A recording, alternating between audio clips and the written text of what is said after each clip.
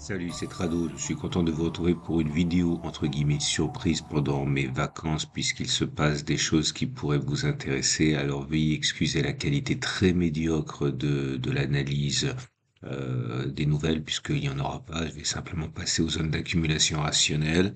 Également la voix un petit peu étouffé là puisque je suis au milieu du je vous raconte ma vie là au milieu de la famille qui dort de la tribu qui dort donc je fais pas trop de bruit et un article un seul pour commencer mais qui a énormément de valeur pour moi, c'est sous la plume de Benjamin Rosor, le spécialiste or et argent du site éponyme, qui s'intéresse finalement à cette question qui taraude beaucoup les investisseurs et notamment hein, ceux qui se posent des questions par rapport à la concurrence de Bitcoin. Est-ce que l'or et le Bitcoin sont au même niveau?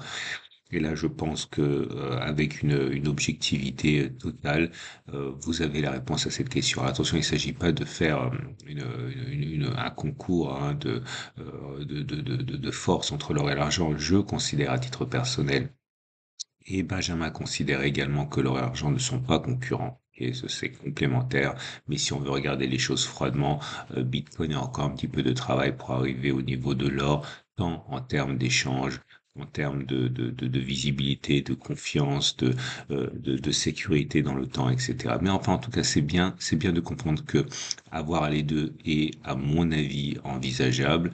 De que pour l'instant la concurrence de Bitcoin n'est pas véritablement euh, entre guillemets sérieuse pour l'or, hein, puisque c'est toujours des balbutiements pour un actif qui a 15 ans. Ok, par rapport à l'or et ses millénaires de visibilité. Ok, donc regardez ça si ça vous intéresse. En tout cas, vous en aurez le cœur net. On passe tout de suite à l'analyse des métaux précieux et des zones d'accumulation rationnelle. Regardez ça, mesdames, messieurs, c'est l'or libellé en euros. Et vous ne rêvez pas, on peut dézoomer. Vous êtes bien sur un niveau record. Vous connaissez les raisons. L'environnement est extrêmement porteur. Je ne vais pas revenir sur ça. Vous savez que la politique de Trump va être inflationniste. Vous savez que les banques centrales veulent se dédollariser. Vous savez tout ça. Donc, à peine, voilà, 2 semaines après le début de l'année 2025, nouveau record historique pour l'or libellé en euros avec une clôture à 2000, enfin, on est à 2630 euros l'once.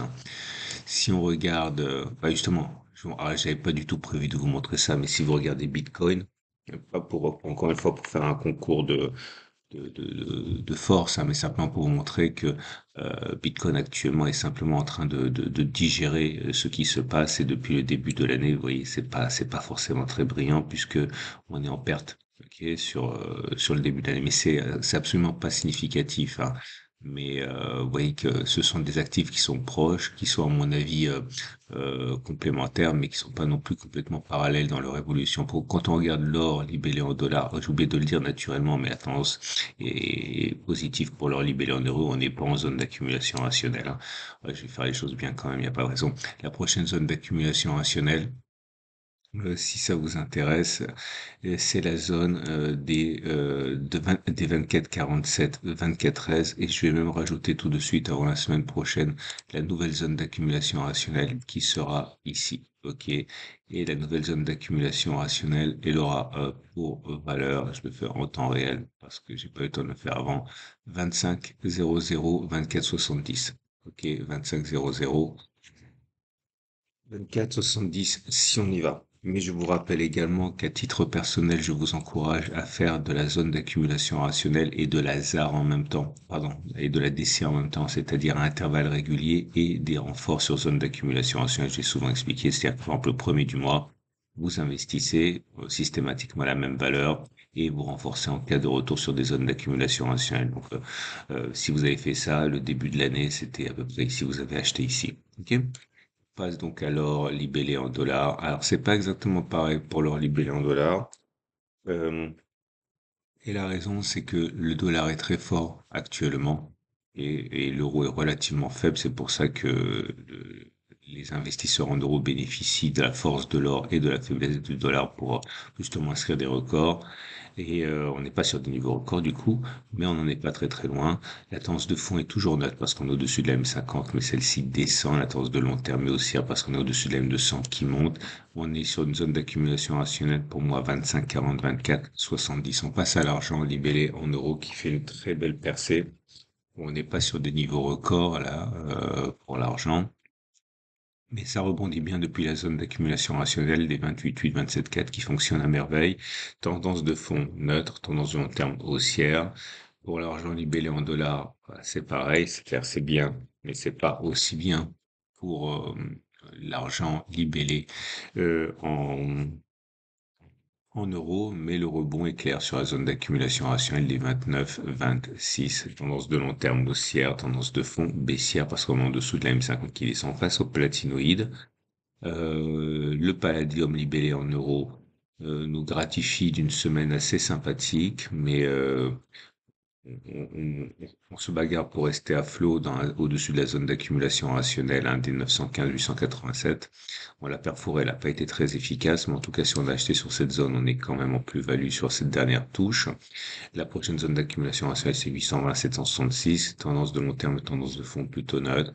Pour le palladium, libellé en dollars, c'est la même chose. On est en train de rebondir de manière assez franche, mais l'avantage, c'est qu'on est toujours en zone d'accumulation rationnelle. Ici, à 902, 855, tendance de fond et tendance de long terme baissière. Et on termine avec le platine, qui est dans une situation intermédiaire, c'est-à-dire mieux que le palladium, mais moins bien que l'or. Et ça nous renvoie à une tendance de long terme, à une tendance de fonction plutôt haussière. Joli rebond sur la zone d'accumulation rationnelle, les 883, 860. C'est notre zone d'accumulation rationnelle. Et pareil pour le platine, libellé en dollars, qui est qui est sorti de sa zone d'accumulation rationnelle, qui a bien fonctionné, hein, 936, 900. Voilà. C'était court, mais j'espère que ça vous a apporté quand même un petit peu d'intérêt. Excellente nouvelle pour commencer, vous l'aurez compris. Pensez à lire l'article pour en savoir plus sur le comparatif l'or Bitcoin et vous saurez notamment si vous débutez hein, les quantités d'or qui restent disponibles, les quantités d'or qui ont été extraites, etc., etc. Les choses reprendront leur cours normalement pour la prochaine vidéo. Je vous souhaite une excellente journée et d'ici là, donc, je vous renouvelle si je l'ai pas fait. Je sais pas si je l'ai fait, hein, mes meilleurs vœux pour 2025.